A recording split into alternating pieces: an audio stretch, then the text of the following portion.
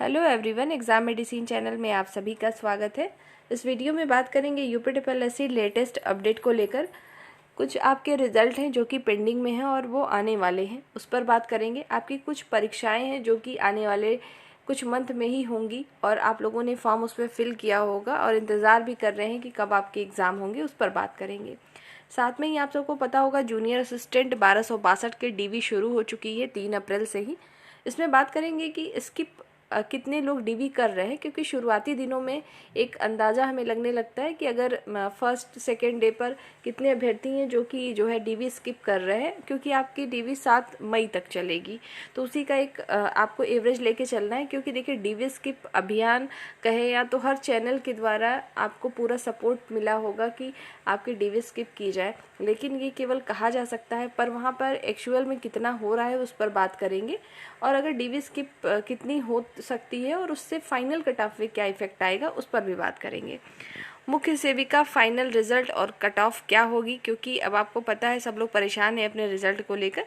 सब पर बात करेंगे। आइए एक एक करके एक एक वैकेंसी पर बात करते हैं। सबसे पहले बात कर लेते हैं हम मुख्य सेविका फाइनल रिजल्ट और कट ऑफ को लेकर। कट ऑफ की बात क्यों कर रहे हैं यहाँ पर?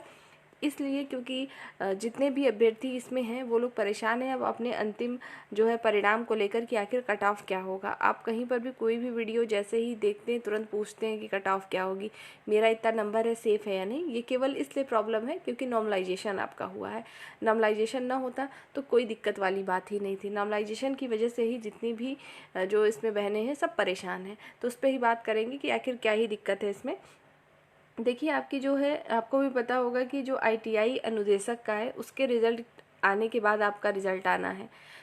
और आईटीआई अनुदेशक की भी साथ में बात कर ले कि 2022 का जो ये भी है और आपकी भर्ती के साथ का ही है लगभग, बल्कि आपकी भर्ती के पहले का। इसकी डीवी को हुए भी, डॉक्यूमेंट वेरिफिकेशन को हुए भी 7 से 8 महीने हो रहे हैं। ठीक है, तो इनका रिज़ल्ट जब आएगा तब आपका आएगा। तो क्या इनका रिज़ल्ट बहुत देर में आएगा? बिल्कुल नहीं। आप देखेंगे नेक्स्ट सैटरडे से पहले इनका रिज़ल्ट जारी कर दिया जाएगा और नेक्स्ट वीक में, यानी आज सैटरडे और अगले सैटरडे के अंदर ही इनका रिज़ल्ट आएगा।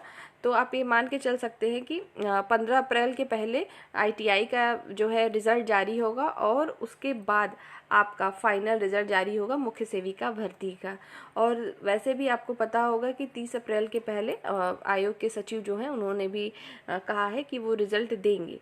तो आप ये मान के चल सकती हैं कि आपके जो रिज़ल्ट है 30 अप्रैल के पहले आने की 99% चांस है। 1% क्यों नहीं? क्योंकि देखिए आयोग हमेशा बताते तो ही हैं और वहाँ के बताए अनुसार क्या चीज़ें हैं आपको वही बताई जा रही हैं, इसलिए। ठीक है, तो इतना आप श्योर रहिए कि आपका रिज़ल्ट आ जाएगा। अब रही बात कट ऑफ को लेकर, तो मैं तो बस यही कहूँगी कि जिसके जितने नंबर है परेशान ना होएं आप लोग। और जो आप लोग इसलिए परेशान हैं कि 62 नंबर, 63 और 65 ऐसे कट ऑफ जाएगी, ऐसा कुछ भी नहीं है। मैंने आपको पहले भी वीडियो में बताया था कि मैक्सिमम कट ऑफ जनरल की जो है 60 रहेगी और ओबीसी की इससे 1 से 1.5 नंबर कम रहेगी। इसी प्रकार से आपको पता है ईडब्ल्यूएस की लगभग इसी की रहती है, लेकिन ईडब्ल्यूएस का इशू है ज़्यादा। अगर कोई वहाँ सर्टिफिकेट नहीं दिखा पा रहे हैं अपना डीवी में, ऐसा हुआ था कि जो वहाँ पर डिमांड की गई थी उस ईयर का होना चाहिए, न मिलने के कारण भी इनके कट ऑफ ओबीसी से इस बार कम हो सकते हैं। लेकिन अधिकतर देखा जाता है कि ओबीसी और ईडब्ल्यूएस के कट ऑफ सेम रहते हैं। लेकिन आप मानिएगा कि 60, अगर 60 to 61 भी हम मान लें मैक्सिमम, ये जनरल की मैं बता रही हूँ, तो आपका 58 to 59 जो है आपका रहेगा ओबीसी का और 58 के करीब आपका जो है ईडब्ल्यूएस का रहेगा। एससी कैटेगरी में आप देखेंगे तो वही आपका 56 to 57 और एसटी की जो कट ऑफ रहेगी आपके 55 to 56-7 के अराउंड ही रहेगी। ठीक है, तो घबराने वाली चीज़ नहीं है, इतना ही रहेगा। अब इससे एकदम कम होगा, जैसे कोई फर्स्ट शिफ्ट का कैंडिडेट हो और उसके जो है मार्क्स बन रहे हैं अभी 59 या 58, तो उनके लिए इसलिए थोड़ी सी दिक्कत इसलिए क्योंकि नॉर्मलाइजेशन में ये नहीं पता कि मार्क्स कितने कटे हैं। 3 से 4 नंबर अगर कट गया होगा, मान लीजिए मैक्सिमम, मुझे जहाँ तक लगता है कि मैक्सिमम ज़्यादा से ज़्यादा कटने वाला 5 नंबर है, कम से कम 1.5, 2, 3 ऐसे भी कटे हैं। तो वो तो भाई अभी पता ही नहीं कितना कटा है नंबर, तो थोड़ी सी दिक्कत की बात है। बाकी अगर कोई ऐसा है जिसके 62 हैं, 63, 64 ऐसे OBC कैटेगरी में हैं या CST में, तो उन्हें दिक्कत नहीं है। हाँ, लेकिन अगर आप जनरल के हैं, आपके 61 है, 62 है, थोड़ा सा दिक्कत इसलिए है क्योंकि कट ऑफ अगर 60 गई और आपके मार्क्स काट दिए गए होंगे 4 नंबर 5 नंबर, तो दिक्कत वाली बात है। तो एग्जैक्ट पता नहीं है, जब पता ही नहीं है तो आराम से रहिए और बस रिजल्ट आपका आने ही वाला है। बाकी जो भी आपकी परीक्षाएं लगी उसकी तैयारी भी करते रहें। 70 नंबर है आपके तब भी तैयारी करिए, ठीक है। कुछ भी कभी भी हो सकता है नॉर्मलाइजेशन के केस में।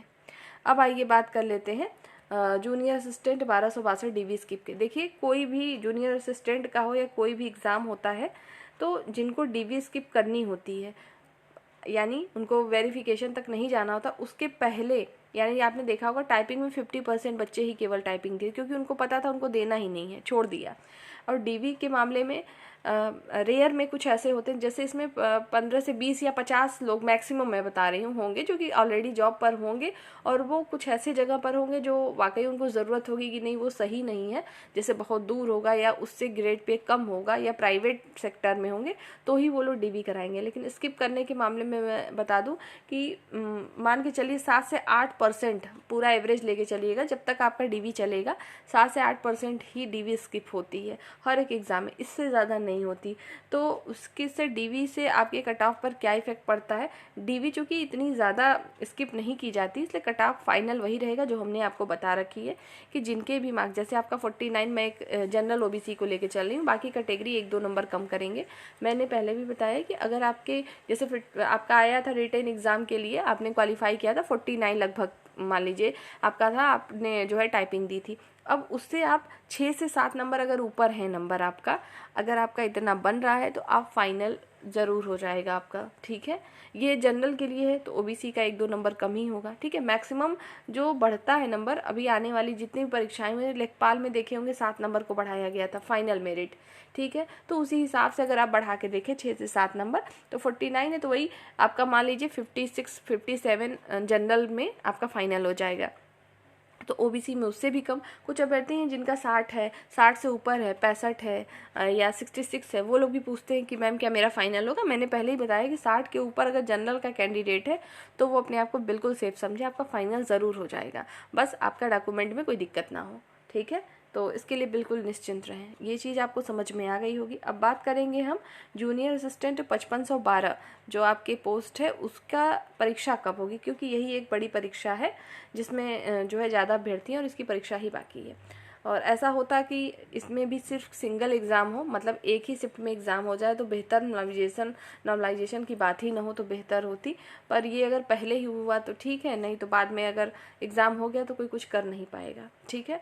तो इसके लिए देखिए कब है, 11 मई को, तो अभी आपको पता होगा कि प्रवर्तन कांस्टेबल की डेट आ चुकी है 11 मई को। अब आपका ही एग्ज़ाम है जो कि अभी पेंडिंग में है 5512। आखिर इसमें सीटें फिलहाल कम हो गई हैं 5512 में, लेकिन इसका नाम ही है 5512, यानी नाम का मतलब आप लोग इसी से इसको समझते हैं।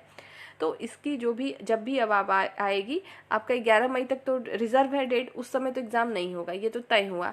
22 मई के आसपास हो रहा था, अब इसका एग्ज़ाम जाएगा जून में, जून के पहले सप्ताह में इसका जो है एग्ज़ाम होगा। तो आप देखेंगे बहुत ज़्यादा फ़र्क नहीं आएगा, 15 दिन 20 दिन का अंतर आ रहा है। अभी यही समय है, खूब बढ़िया से पढ़िए। देखिए इस भर्ती को आए बहुत समय हो चुके हैं, कटाव भी जारी हुए बहुत समय, लेकिन ये होता है कि जब डेट आती है तो पढ़ाई उसी समय बहुत अच्छे से होती है। तो यही टाइम है, अच्छे से पढ़ लीजिए। 1.5 महीने आपके पास है लगभग मैक्सिमम, तो रिवीजन खूब करिए, कंप्यूटर को अच्छे से पढ़िए, कंप्यूटर की अच्छी खासी पूछी जाती है। कंप्यूटर की मैं कोशिश करूँगी कि कंप्यूटर के जो है आपको क्वेश्चन कराए। फिलहाल आप अपने से ही पढ़िए, किसी के भरोसे न रहें कि वहाँ से होगा वहाँ से नहीं, आप अपना जो पढ़ चुके हैं उसको पढ़िए, ज़्यादा से ज़्यादा प्रैक्टिस और रिवीजन पे ध्यान दीजिए।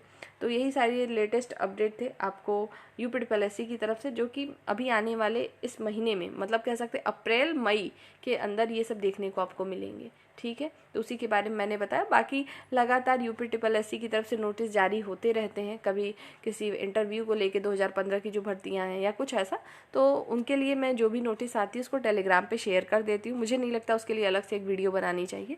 जो ज़्यादा ज़रूरी होती है उसी के लिए आपको अपडेट कर दिया जाता है वीडियो के माध्यम से। बाकी आपके कोई भी प्रश्न हो, कोई भी क्वेश्चन हो, कमेंट सेक्शन में आप पूछ सकते हैं, आप उसका आंसर आपको मिल जाएगा।